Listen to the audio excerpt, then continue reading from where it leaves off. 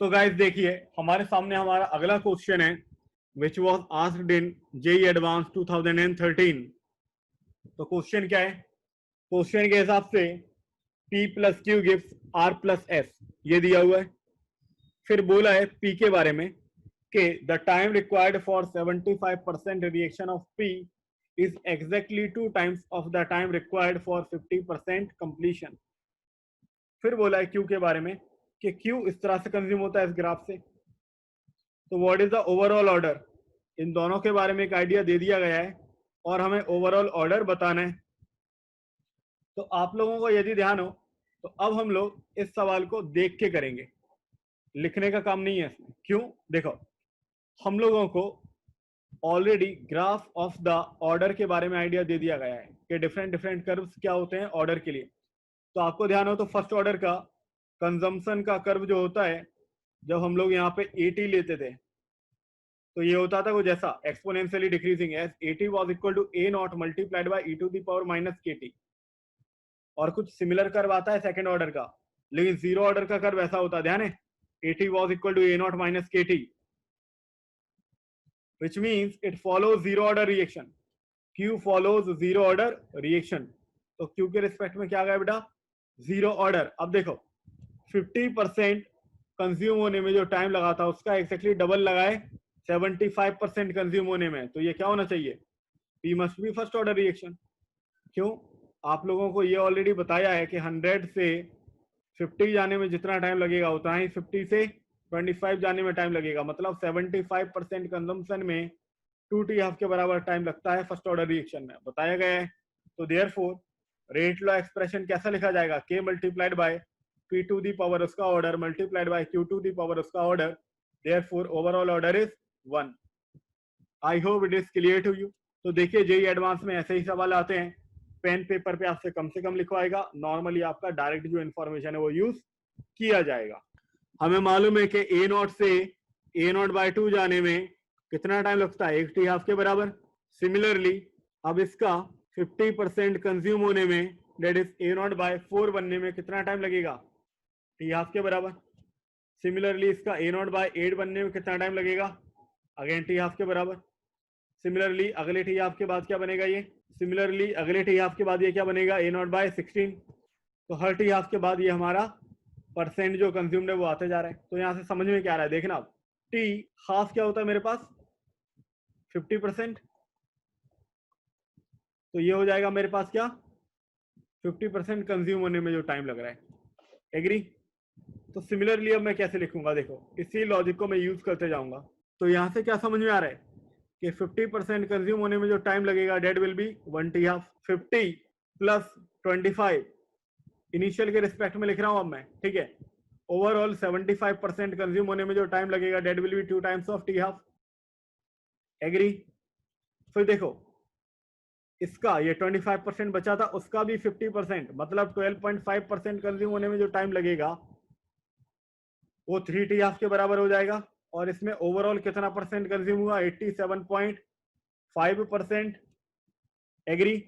Similarly 4 t half में अब मैं जाऊंगा तो बेटा मुझे इसका 50% मतलब 6.25 जब बच रहा होगा वो वाला केस, मतलब 93.25% कंज्यूम होने में जो टाइम लगेगा वो।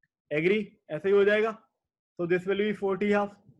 अब मुझे यहाँ पे ध्यान के रखना है कि 190% वाला मैं याद रखूंगा extra, that is 3.33 t half.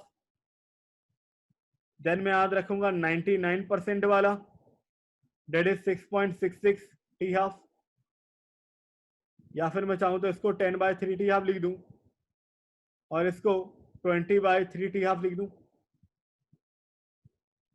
And then 99.9% ये रहेगा 10 टाइम्स ऑफ t हाफ, और एक 25% t हाफ चाहो तो वो भी लिख लो, तो ये हो जाएगा 0.415 t हाफ। अब मुझे यदि ये डिफरेंट डिफरेंट परसेंट कंज्यूम होने में कितना टाइम लग रहा है ये मालूम है, तो अब कभी भी ऐसा आ जाए जैसे पहले मैंने एक सवाल दिया था 80% कंज्यूम होने में कितना टाइम लगेगा, तो मैं ऐसा ऑप्शन देखूंगा जो 2 t हाफ और 3 t हाफ के बीच में दिया होगा, टिक मार के आगे निकल जाऊंगा, सॉल्व करने का रिक्वायरमेंट नहीं है। एग्री करते हो? तो this is how we will be using this. क्योंकि रेडियो एक्टिविटी जो है वो भी फर्स्ट ऑर्डर को ही क्या करती है, फॉलो करती है. So it will be applicable on radio activity as well. तो देखिए हमें मालूम है कि जब कंसंट्रेशन रहेगा ए या ए नॉट मान लीजिए, एक टी हाफ के बाद ये क्या हो जाएगा, ए नॉट बाय 2, है ना. फिर ये हो जाएगा सेकंड टी हाफ के बाद ए नॉट बाय 4 मतलब 2 की पावर 2. थर्ड टी हाफ के बाद ये क्या हो रहा था, ए नॉट बाय 8 मतलब 2 की पावर 3. तो ये जितनी टी हाफ आते जा रही है उतना ही क्या बनते जा रहा है, 2 का पावर बनते जा रहा है. Therefore concentration after N T half क्या हो जाएगा, ए यदि मैं लिखूंगा तो this will be equal to A not divided by 2 to the power N where n is number of t half in t time. समझा, where n is number of t half in t time. तो यदि आपको अब ध्यान हो तो मैंने एक क्वेश्चन कराया था आप लोगों को फर्स्ट ऑर्डर रिएक्शन में इनिशियली, जहां पे हम 16 मोलर से कहां चले गए थे, 4 मोलर में, ध्यान है. तो इसमें मैंने क्या किया था, number of T half he count कर ली थी, 2 टी हाफ आ रही थी मेरे पास, एग्री. तो वहां से हम लोगों ने फिर थर्ड वाला आंसर निकाल दिया था डायरेक्टली. आफ्टर 60 मिनट क्या होगा, पॉइंट क्लियर है. और हम लोग यहाँ पे एन की वैल्यू कैसे निकालेंगे, यहाँ से क्या समझ में आ रहा है, N will be T given जो भी देके रखा होगा divided by time required in 1 T half. यहाँ से हमारे पास एन आ जाएगा, डायरेक्ट वो वैल्यूज पुट करेंगे, आंसर आ जाएगा. तो देखिए गाइस हमारे सामने एक क्वेश्चन और है. It says in a first order reaction concentration of the reactant decreases from 512 molar to 128 molar in 40 minutes. Find T half, R not and K. तो देखो क्या करेंगे, हमें मालूम है कि 2 टू दी पावर n जो रहेगा that will be equal to A not divided by 80.